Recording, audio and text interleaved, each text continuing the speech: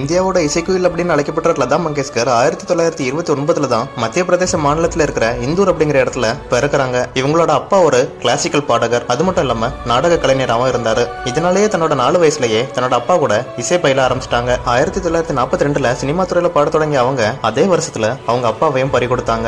அதாவது அவங்க அப்பா இறந்து போயிட்டாங்க. இதனால அவங்க குடும்பம் கடுமையான நிதி நெருக்கடிக்கு ஆளாச்சு. அந்த நேரத்துல தான் இசையமைப்பாளர் குலாம் ஹைதர் அப்படிங்கிறவர் மஜ்பூர் என்ற திரைப்படத்துல பாடுறதுக்கு வாய்ப்பு கொடுத்தாரு. இதுதான் அவங்களோட வாழ்க்கையில ஒரு திருப்பு முனையை ஏற்படுத்திச்சு. அதுக்கப்புறம் லதா மங்கேஷ்கர் தொட்டதெல்லாம் ஹிட் தான். 1970 ஆண்டுகளோட தொடக்கத்துல திரைப்படம் சாராத சில ஆல்பங்களையும் வெளியிட்டாங்க. ஒரு பின்னணி பாடகியாக மட்டும் இல்லாம இசையமைப்பாளராகவும் தயாரிப்பாளராகவும் இருந்திருக்காங்க. 1953 வாடல் அப்படிங்கிற மராத்தி திரைப்படத்தை தயாரித்து வெளியிட்டாங்க. 1969 பத்மபூஷன் வாங்குறாங்க. 1974 உலக அளவுல அதிக பாடல்களை பாடியதற்காக கின்னஸ் புத்தகத்துல இடம் பிடிச்சாங்க. 1989 தாதா சாஹேப் பால்கே விருது வழங்கப்பட்டிருந்துச்சு. 1999 பத்ம விபூஷன் விருது வாங்கினாங்க.